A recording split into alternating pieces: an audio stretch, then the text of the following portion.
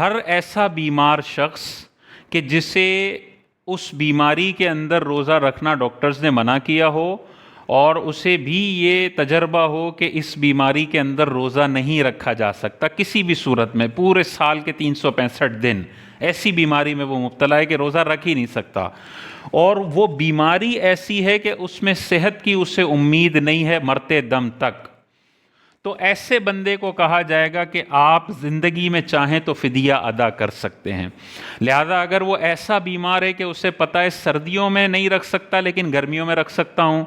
या गर्मियों में नहीं रख सकता सर्दियों में रख सकता हूँ, या डॉक्टर कह रहे हैं 2 साल तक ये बीमारी रहेगी उसके बाद आप तंदुरुस्त हो जाएंगे और रोज़ा रख सकेंगे, तो ऐसा आर्जी बीमार शख्स जिसको सेहतमंदी की उम्मीद है वो फ़िदिया नहीं देगा, वो जब तंदुरुस्त होगा तो छोड़े गए रोज़ों की क़ज़ा करेगा। और अगर परमानेंटली ऐसा बीमार हो गया है कि अब तंदुरुस्त नहीं हो सकता और इस बीमारी में रोज़ा नहीं रख सकता, तो वो फ़िदिया दे सकता है। अब अगर उसने फ़िदिया अदा कर दिया और फ़िदिया अदा करने के बाद अल्लाह तबारक व तआला ने उसको सेहत अता फरमा दी, तो फिर ये फ़िदिया नफली सदका हो जाएगा, और जो उस पर रोज़े क़ज़ा थे अब ये फ़िदिया उसका बदल नहीं बनेगा, क्योंकि अब ये सेहतमंद हो गया, अब इसे अपने छोड़े गए रोज़े क़ज़ा करने पड़ेंगे।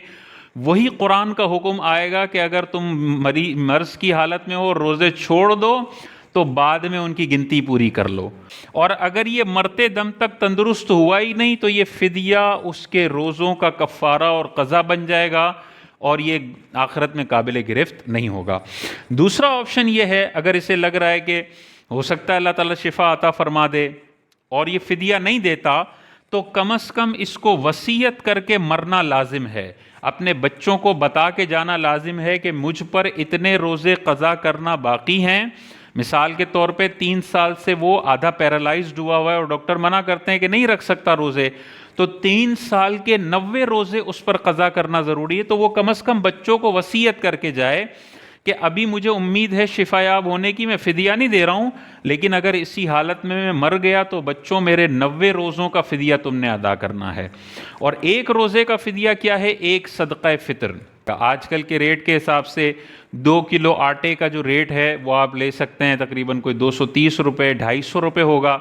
तो 250 रुपये एक रोज़े का फ़िदिया, और पूरे रमज़ान का फ़िदिया होगा तकरीबन 7,500 रुपये, और 3 रमज़ानों का फ़िदिया इसका बनेगा तकरीबन 15,000 और 7,500 रुपये। तो इस तरह से वसीयत करके फिर जाना ज़रूरी है, ताकि वालिद साहब का इंतकाल हो तो अब औलाद पर लाजिम होगा कि बाप की जायदाद में से पहले वसीयत पूरी करें। अगर वो वसीयत तिहाई माल तक की है,